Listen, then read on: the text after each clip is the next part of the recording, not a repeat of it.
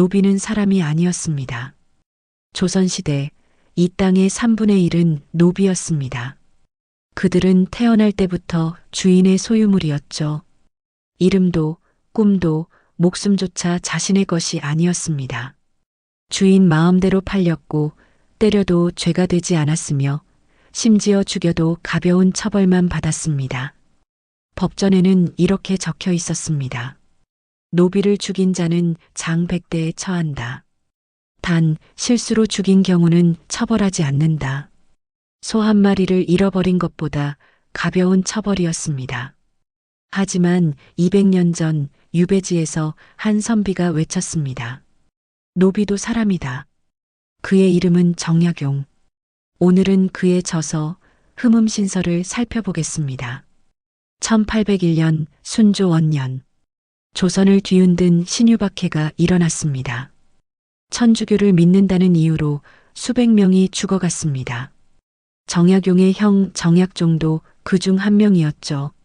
정약용은 천주교 신자가 아니었지만 의심을 받았습니다.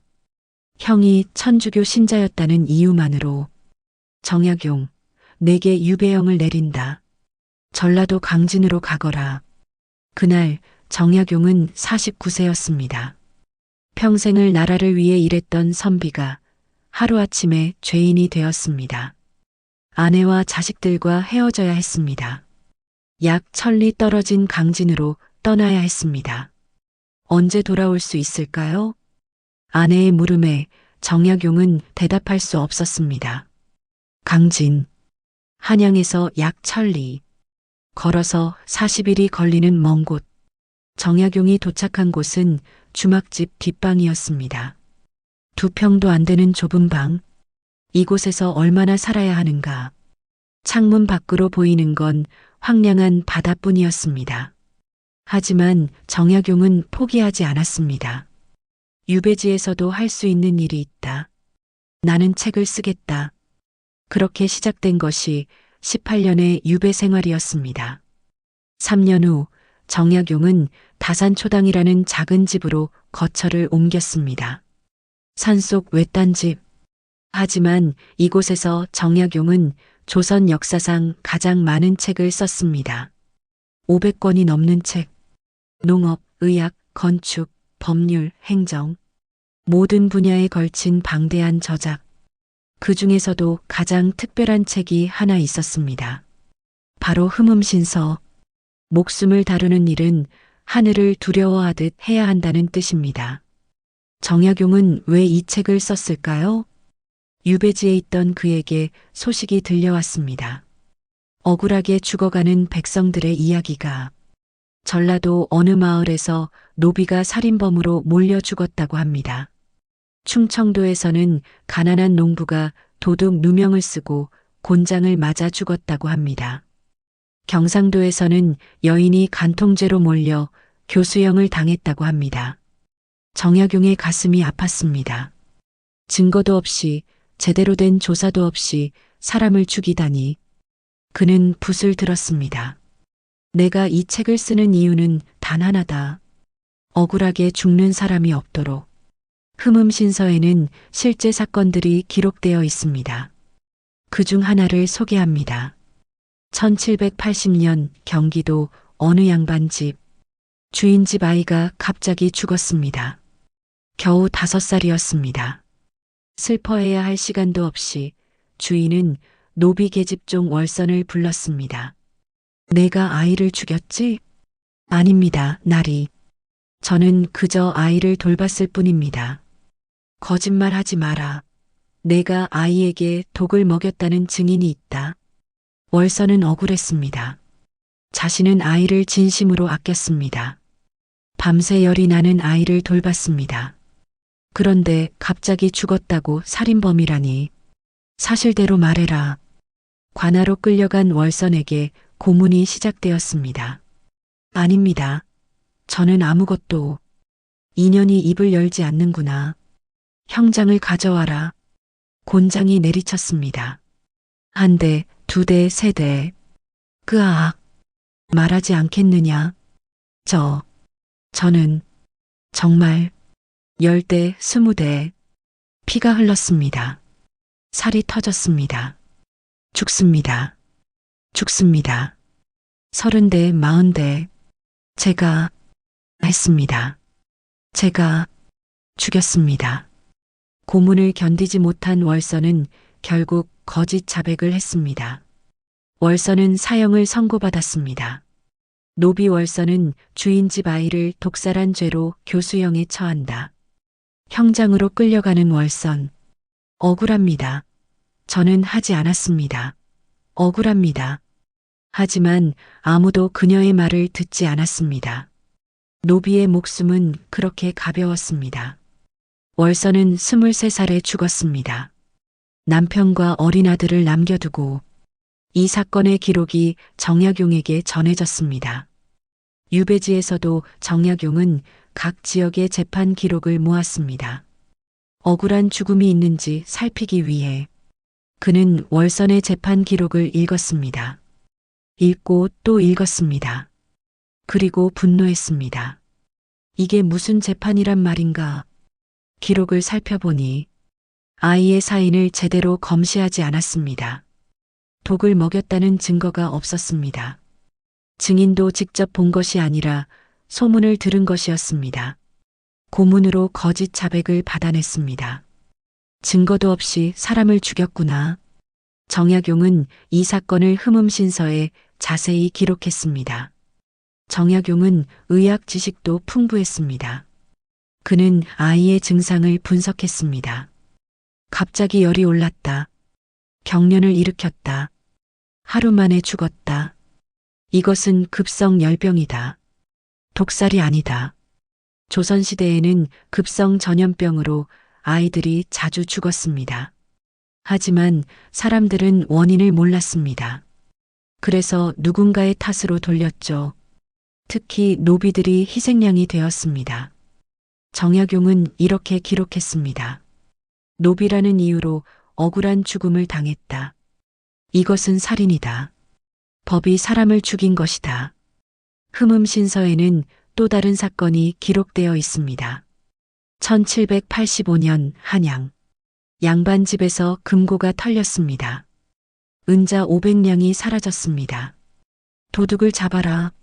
주인은 노비 칠복을 의심했습니다. 내가 금고 열쇠가 어디 있는지 알지 않느냐? 저는 모릅니다. 내 놈이 아니면 누가 훔쳤겠느냐? 사실대로 말해라. 칠복은 억울했습니다. 자신은 금고 근처에도 가지 않았습니다. 칠복도 월성과 같은 운명을 맞았습니다. 고문, 말하지 않겠느냐? 정말 제가 아닙니다. 이놈이 끝까지 버티는구나.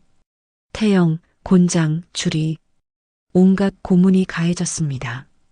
끄아악, 사흘째 고문. 제가 했습니다.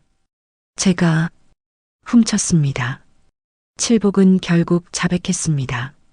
하지만 그것은 거짓이었습니다.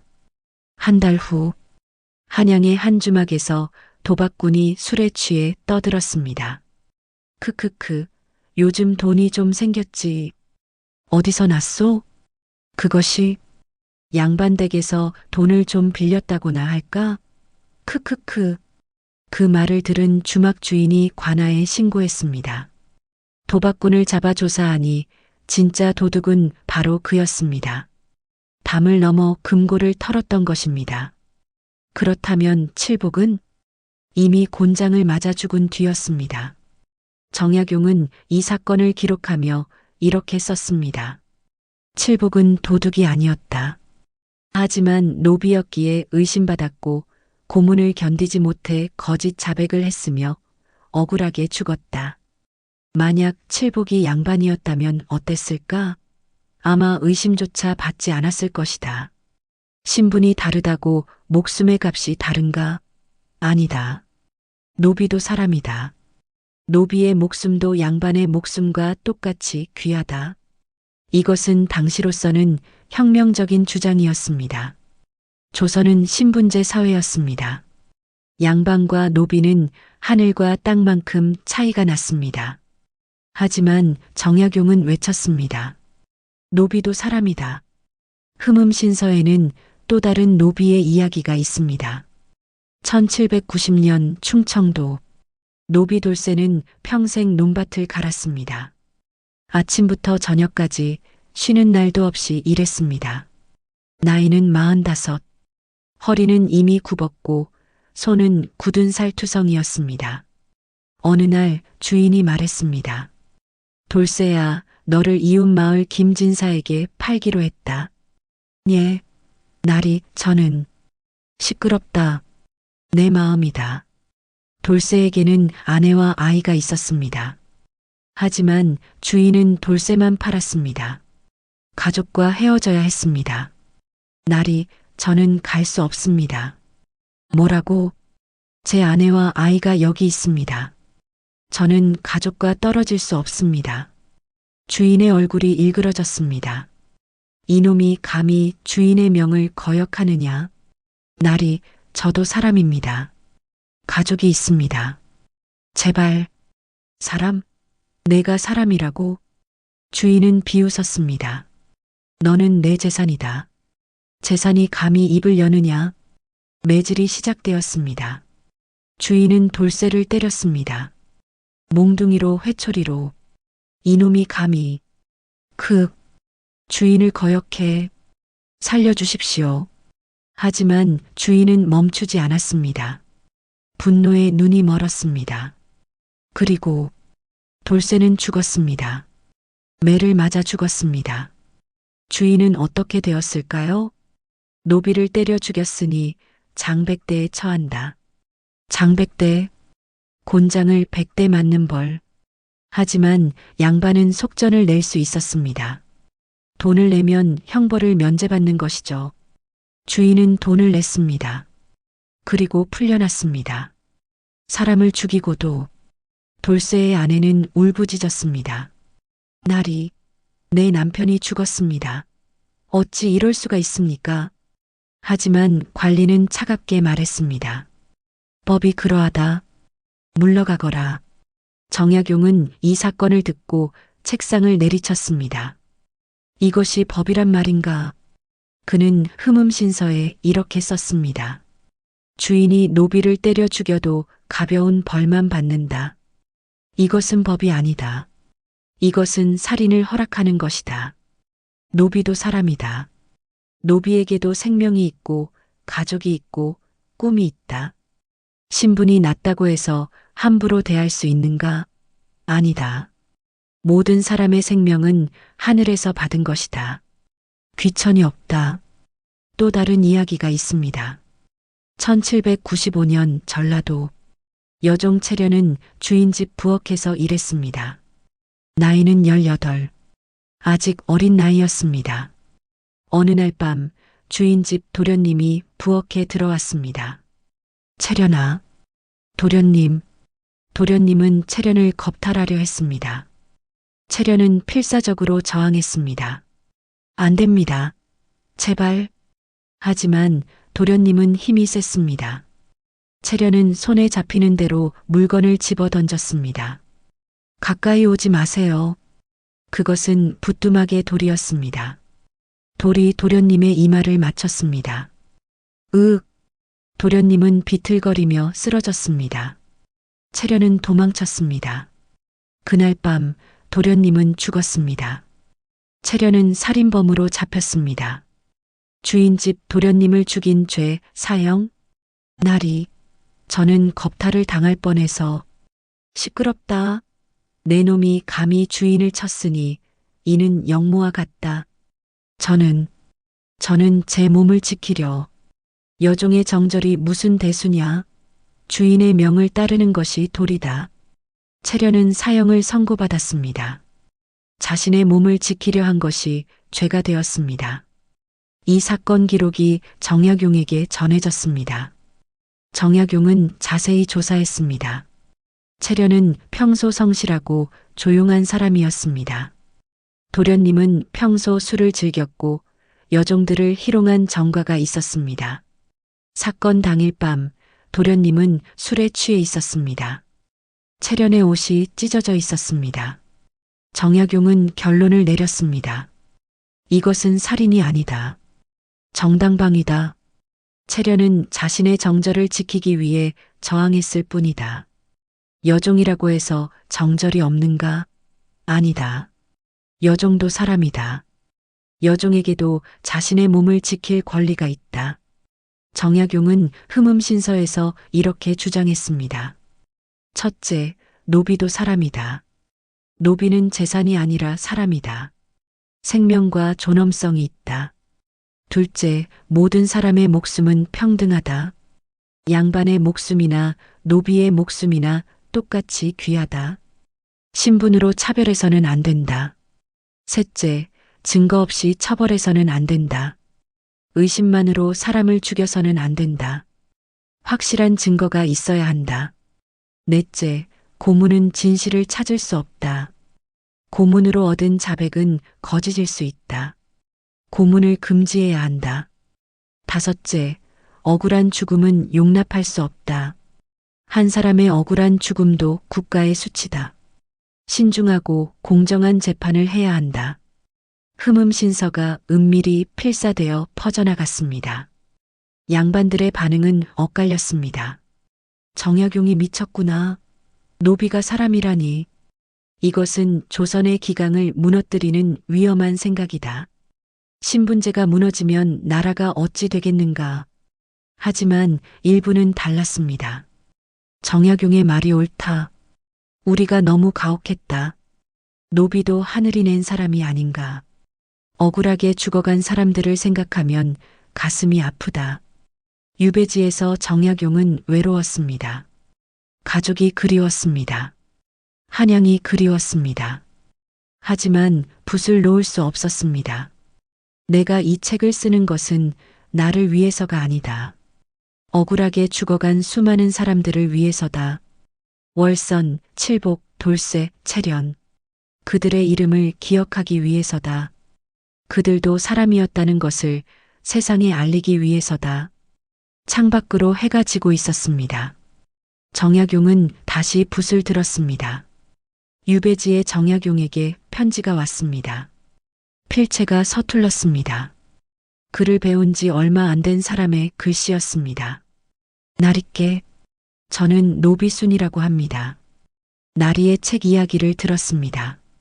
노비도 사람이라고 쓰셨다고 들었습니다. 저는 평생 개나 소만도 못한 대접을 받았습니다. 하지만 나리께서 저희를 사람이라고 해주셨습니다. 처음으로 제가 사람이라는 것을 느꼈습니다. 감사합니다. 제 아이들에게도 나리의 말씀을 전하겠습니다. 우리도 사람이라고. 순이 올림. 정약용은 편지를 읽고 울었습니다. 내 글이 이렇게. 그는 평생 수많은 책을 썼습니다. 하지만 이 순간만큼 보람을 느낀 적이 없었습니다. 순이여, 당신은 사람입니다. 당신의 아이들도 사람입니다. 언젠가는 이 세상이 바뀔 것입니다. 모든 사람이 평등하게 대접받는 날이 올 것입니다. 정약용은 편지를 소중히 간직했습니다. 정약용은 흠음신서에서 구체적인 법 개정안을 제시했습니다. 1. 노비 살해에 대한 처벌 강화. 주인이 노비를 함부로 죽이면 일반 살인과 같은 죄로 다스려야 한다. 사형에 처해야 한다. 2. 노비의 재판받을 권리. 노비도 억울한 일을 당하면 관아에 호소할 수 있어야 한다. 주인이라도 함부로 막을 수 없다. 3. 고문 금지. 고문으로 자백을 받아서는 안 된다. 증거로만 판결해야 한다.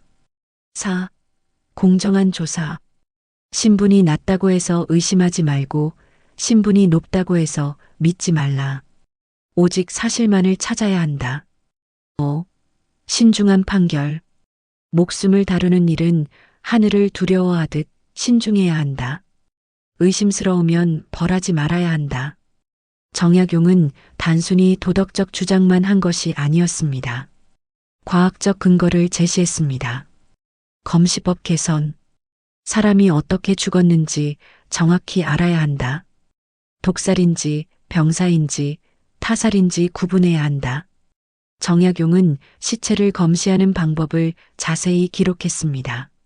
상처의 위치와 깊이, 피의 색깔과 양, 시체의 굳은 정도, 독의 흔적 찾는 법, 추측으로 판단하지 말고 과학적으로 조사해야 한다.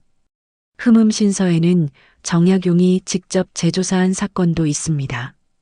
1805년 강진 근처 마을, 노비 봉순이가 독살 혐의로 잡혔습니다. 주인집 할머니가 갑자기 죽었는데 봉순이가 약초를 다려드렸다는 이유였습니다. 분명 독초를 넣었을 것이다. 봉순이는 억울했습니다. 저는 약초만 넣었습니다. 평소에도 그렇게 다려드렸습니다. 하지만 아무도 믿지 않았습니다. 소문을 들은 정약용이 직접 나섰습니다. 그 약초를 가져와 보시오. 봉순이가 사용한 약초를 조사했습니다. 당귀, 청궁, 작약 모두 흔히 쓰는 약재였습니다. 이것들은 독초가 아니오.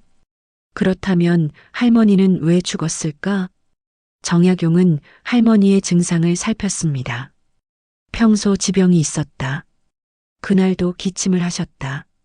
갑자기 숨이 막히셨다. 이것은 폐질환입니다. 약초와는 관계없습니다. 봉순이는 무죄였습니다. 정약용의 의견서가 관아에 전달되었습니다. 봉순이는 풀려났습니다. 나리, 감사합니다. 정말 감사합니다. 봉순이는 울면서 절했습니다. 정약용은 조용히 말했습니다. 당신은 죄가 없소. 억울한 일을 당할 뻔했소. 하지만 저는 노비인데 노비도 사람이요. 억울하게 벌을 받아서는 안 돼요. 봉순이는 평생 그 말을 잊지 못했습니다. 유배지에서도 정약용은 제자들을 가르쳤습니다. 가난한 집 아이들, 노비의 자식들도 받아들였습니다. 스승님, 저 같은 천민도 글을 배울 수 있습니까? 물론이다. 배움에는 신분이 없다. 정약용은 제자들에게 흠음신서를 가르쳤습니다. 기억하거라.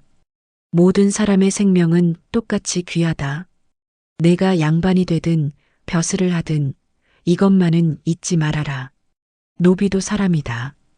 1818년 마침내 해배령이 내려졌습니다. 정약용은 18년 만에 고향으로 돌아갈 수 있게 되었습니다. 나이 66세. 떠날 때는 49세였습니다. 인생의 황금기를 유배지에서 보냈습니다. 하지만 정약용은 후회하지 않았습니다. 이곳에서 나는 가장 중요한 책을 썼다. 흠음신서. 이 책이 언젠가 세상을 바꿀 것이다. 배가 출발했습니다. 정약용은 다산초당을 마지막으로 바라봤습니다. 한양은 많이 변해 있었습니다. 18년이라는 세월. 정약용이 아는 사람들 중 많은 이가 죽었습니다. 하지만 정약용의 책은 살아 있었습니다. 은밀히 필사되어 많은 사람들이 읽고 있었습니다.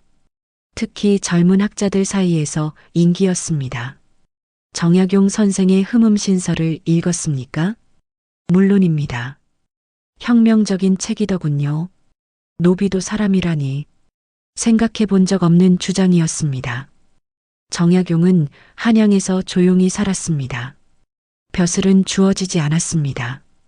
여전히 천주교 의심을 받았기 때문입니다. 하지만 정약용은 개의치 않았습니다. 제자들을 가르치고 책을 썼습니다. 1836년 정약용은 75세로 세상을 떠났습니다. 임종 직전 그는 아들들을 불렀습니다. 내가 쓴 책들을 잘 보관해라. 특히 흠음신서는 언젠가 꼭 필요한 날이 올 것이다. 노비도 사람이라는 것을 세상이 알게 될 날이. 그것이 정약용의 마지막 말이었습니다. 정약용이 죽은 후에도 흠음신서는 계속 읽혔습니다. 19세기 말 조선이 개화기를 맞이했을 때 젊은 개혁가들이 흠음신서를 발견했습니다. 이것이 100년 전에 쓰인 책인가? 마치 오늘 쓴 것 같다. 노비제를 폐지하자는 우리의 주장과 똑같다. 정약용 선생은 시대를 앞서간 분이었구나. 1894년 가보게요. 마침내 노비제가 공식적으로 폐지되었습니다. 정약용이 외쳤던 노비도 사람이다가 현실이 된 것입니다. 일제강점기 한국의 법률가들이 흠음신서를 재발견했습니다. 이것은 근대 형법의 원칙과 똑같다. 증거주의, 무죄 추정, 고문 금지 모두 여기 있다. 정약용 선생은 200년 전에 이미 근대법을 구상하셨구나. 일본 법학자들도 놀랐습니다. 조선에 이런 법학자가 있었다니. 흠음신서는 일본어로 번역되었습니다. 1948년 대한민국 건국. 헌법을 만들 때 법학자들은 흠음신서를 참고했습니다. 대한민국 헌법 제10조 모든 국민은 인간으로서의 존엄과 가치를 가진다. 대한민국 헌법 제12조 신체의 자유를 가진다. 누구든지 법률에 의하지 아니하고는 처벌받지 아니한다. 형사소송법 피고인은 유죄의 판결이 확정될 때까지는 무죄로 추정된다. 자백이 피고인에게 불리한 유일한 증거인 때에는 이를 유죄의 증거로 하지 못한다. 모두 정약용이 흠음신서에서 주장한 원칙들이었습니다. 하지만 여전히 억울한 사건은 일어납니다. 2000년대 한국. 억울한 누명을 쓰고 20년을 감옥에서 보낸 사람이 재심으로 무죄를 받았습니다. 저는 억울했습니다. 하지 않은 일로. 고문은 없었지만 강압 수사가 있었습니다. 증거는 부족했지만 의심만으로 유죄 판결을 받았습니다. 200년이 지났지만 정약용이 경고했던 일들이 여전히 일어나고 있었습니다. 오늘날 법대생들은 흠음신서를 배웁니다. 정약용의 흠음신서는 한국 법학의 고전입니다. 그가 주장한 원칙들은 오늘날에도 유효합니다. 특히 노비도 사람이다라는 주장은 모든 사람은 평등하다는 인권의 기본 원리입니다. 한 학생이 질문했습니다. 교수님, 그런데 정약용 선생은 왜 노비제 폐지를 직접 주장하지 않으셨나요? 교수가 대답했습니다. 그것은 당시로서는 불가능했기 때문입니다. 조선 전체가 신분제를 기반으로 했으니까요. 하지만 정약용은 씨앗을 뿌렸습니다. 노비도 사람이다라는 씨앗을. 그 씨앗이 자라 60년 후 노비제 폐지로 이어진 것입니다. 오늘날 강진의 다산초당은 관광 명소가 되었습니다. 수많은 사람들이 찾아옵니다. 여기가 정약용 선생이 흠음신서를 쓴 곳이구나. 18년 유배 생활. 얼마나 힘들었을까. 하지만 이곳에서 조선 최고의 책들을 썼다니 대단하다. 한 노인이 다산초당 앞에 섰습니다. 그의 할아버지는 노비였다고 합니다. 할아버지가 생전에 말씀하셨어요. 정약용 선생 덕분에 노비들도 사람 대접을 받기 시작했다고. 저는 자유인으로 태어났지만 할아버지는 노비로 태어나셨죠. 정약용 선생께 감사드립니다. 노인은 깊이 절했습니다. 1948년 UN 세계인권선언. 제1조 모든 인간은 태어날 때부터 자유로우며 그 존엄과 권리에 있어 동등하다. 정약용이 흠음신서에서 주장한 것과 똑같았습니다. 하지만 정약용은 120년 앞서 이를 주장했습니다. 세계가 인권을 이야기하기 전에, 노예제가 아직 존재하던 시대에 정약용은 외쳤습니다. 노비도 사람이다. 오늘날 한국 사람의 3분의 1은 노비의 후손이라고 합니다. 그들은 이제 의사가 되었고, 변호사가 되었고, 교수가 되었고, 대통령도 되었습니다. 200년 전에는 상상도 할 수 없던 일입니다. 한 변호사가 말합니다. 제 증조할아버지는 노비였습니다. 하지만 저는 변호사가 되어 억울한 사람들을 돕고 있습니다. 정약용 선생이 흠음신서에서 꿈꾸던 세상이 이런 거 아닐까요? 정약용은 무엇을 꿈꿨을까요? 그는 흠음신서 서문에 이렇게 썼습니다. 나는 꿈꾼다. 모든 사람이 공정한 재판을 받는 세상을, 신분이 높든 낮든 부자든 가난하든 모두 법 앞에 평등한 세상을, 억울하게 죽는 사람이 없는 세상을, 고문이 사라진 세상을, 증거로만 판단하는 세상을, 그리고 무엇보다 노비도 사람으로 대접받는 세상을. 정약용은 500권이 넘는 책을 남겼습니다. 하지만 그 중에서도 흠음신서는 특별합니다. 왜냐하면 이 책은 사람의 목숨을 다루는 책이기 때문입니다. 이 책은 약자를 위한 책이기 때문입니다. 이 책은 정의를 위한 책이기 때문입니다. 그리고 무엇보다 이 책은 노비도 사람이다라고 외친 책이기 때문입니다.